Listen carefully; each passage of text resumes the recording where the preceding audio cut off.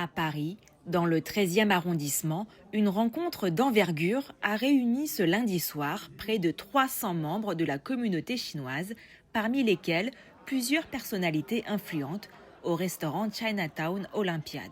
L'événement, organisé par Daniel Tran, conseiller d'arrondissement, s'est déroulé en présence de Jérôme Koumé, maire du 13e, et d'Emmanuel Grégoire, député de Paris et candidat déclaré à la mairie pour mars 2026. Une soirée marquée par une atmosphère chaleureuse et conviviale, propice au dialogue.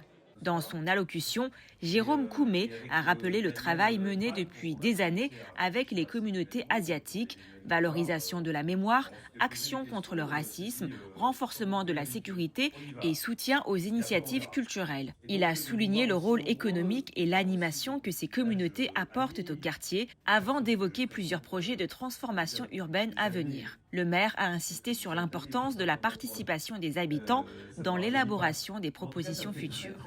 Daniel Tran, initiateur de la rencontre, a salué l'engagement d'Emmanuel Grégoire, régulièrement présent lors des grands événements culturels asiatiques à Paris. Il a mis en avant la diversité des associations, des représentants communautaires et des personnalités influentes réunies ce soir, assurant que les besoins concrets du terrain seraient pris en compte dans la campagne. Il a également exprimé sa confiance envers le candidat.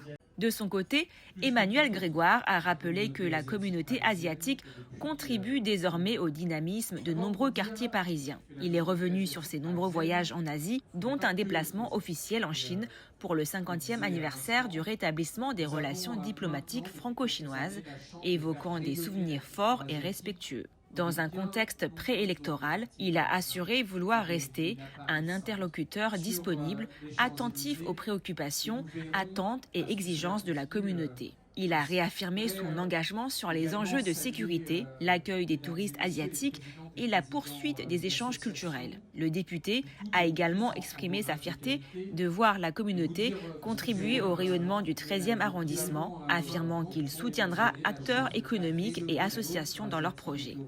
La soirée s'est conclue par une série d'échanges informels. Emmanuel Grégoire, entouré de Jérôme Koumé et de Daniel Tran, est allé à la rencontre des tables pour discuter directement avec les invités.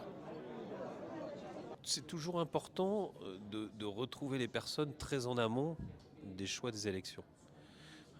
Se présenter au dernier moment en disant votez pour moi, ça fait partie des campagnes électorales.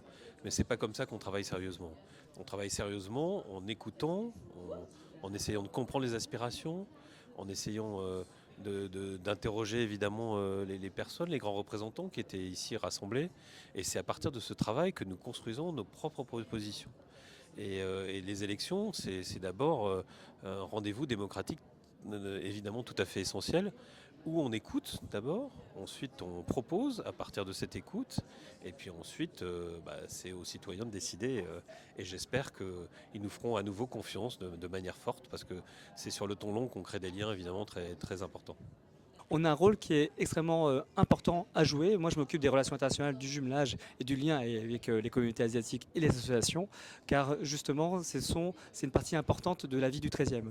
C'est le plus grand quartier asiatique d'Europe. C'est 20% finalement du territoire du 13e, mais c'est un territoire extrêmement dynamique. Vous voyez une densité de population très importante, on a de grandes tours, c'est les deux avenues qui sont les plus commerçantes de tout l'arrondissement, et donc c'est un arrondissement qui est plein de vie, avec beaucoup de changements, beaucoup d'améliorations possibles, et c'est pour ça qu'on a ce rôle à jouer, d'être à leur écoute et puis de trouver des solutions pour améliorer la vie de nos habitants. D'abord, la première chose, c'est que ce qui fait la fierté de la relation à une communauté, c'est qu'elle n'est plus une communauté, mais qu'on a affaire à des vrais Parisiennes et des vrais Parisiens, y compris quand ils ronchonnent sur les mêmes sujets que tout le monde. C'est ça qui me fait le plus plaisir, c'est que de plus en plus, la communauté asiatique n'est plus une communauté. Elle est tout simplement des citoyens et des citoyennes parmi tous les autres. La deuxième chose qui m'a beaucoup plu, c'est la jeunesse des gens que j'ai rencontrés. D'abord, je les ai vus fiers à 100% de leur ancrage français, à 100% des origines familiales qui sont les leurs, et de le faire avec affection et intelligence.